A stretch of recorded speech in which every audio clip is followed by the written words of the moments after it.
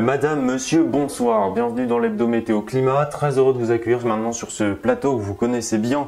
pour cette émission. Et puis vous allez le voir, un temps qui s'annonce particulièrement ensoleillé ces prochains jours, particulièrement dans le sud du pays. Dans le nord, c'est un petit peu plus mitigé, on annonce également quelques averses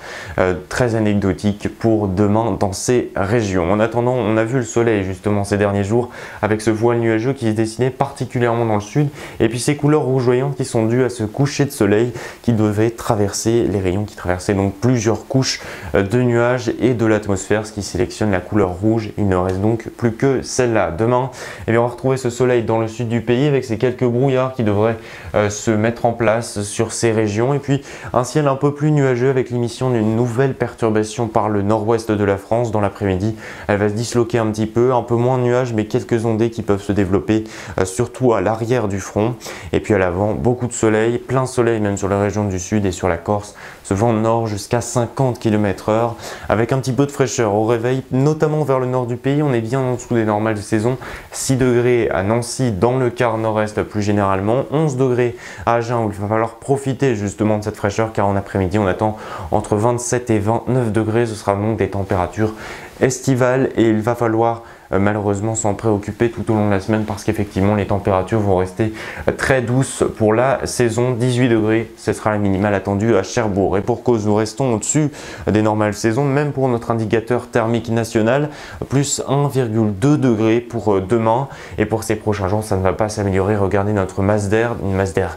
bien chaude notamment sur la moitié sud, on va rester tout simplement au-dessus des normales de saison malgré l'émission de quelques nuages, c'est vrai, par le nord-ouest de la France pour la journée de mardi, un ciel variable, parfois quelques gouttes sur la pointe bretonne et puis le vent qui va franchement se renforcer à partir de mercredi, 90 km/h et puis ce ciel laiteux qui s'installera à l'avant de la perturbation. Notez les températures parfois dépassant les 30 degrés dans le sud-ouest de la France. Ça va rebaisser un tout petit peu pour la journée de jeudi, notamment sur la moitié nord avec plus de nuages et toujours ce vent sensible, toujours du soleil sur la moitié sud et puis des averses qui resteront présentes également pour vendredi, températures qui vont repartir à la rousse et notamment ce week-end on attend effectivement un ciel plus dégagé vers la moitié sud, davantage de nuages sur le nord et des températures encore incertaines, on en reparlera, elles seront certainement au-dessus des normales de saison. Partons dans le reste du monde désormais et notamment en Inde qui a subi des crues de mousson avec ces pluies qui sont saisonnières et normales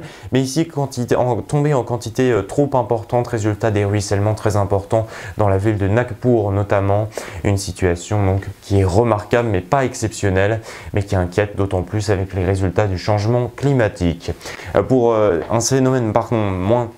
un phénomène moins normal en Italie notamment où ce sont des orages particulièrement violents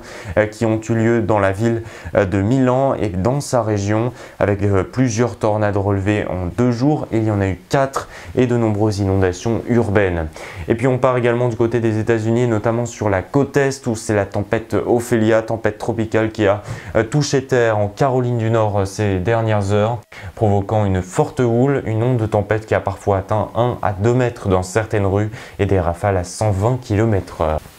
Allez, retour en France désormais pour parler de ce sujet et de cet événement qui aura lieu dans moins de 15 jours, le Forum international de la météo et du climat. Il se déroule chaque année à Paris. C'est un lieu d'échange grand public mais également entre professionnels et cette année vous aurez l'occasion d'y découvrir des ateliers, des expositions très pédagogiques sur ces deux termes que sont la météo et le climat mais également des échanges avec les journalistes spécialisés et les scientifiques du monde entier. L'occasion peut-être d'en apprendre plus sur ce sujet qui est de plus en plus important et qui le sera également pour l'avenir, d'autant plus que cette année le forum fête ses 20 ans et pour l'occasion les parrains de cette année sont donc Jamie Gourmaud et Chloé Nabédian,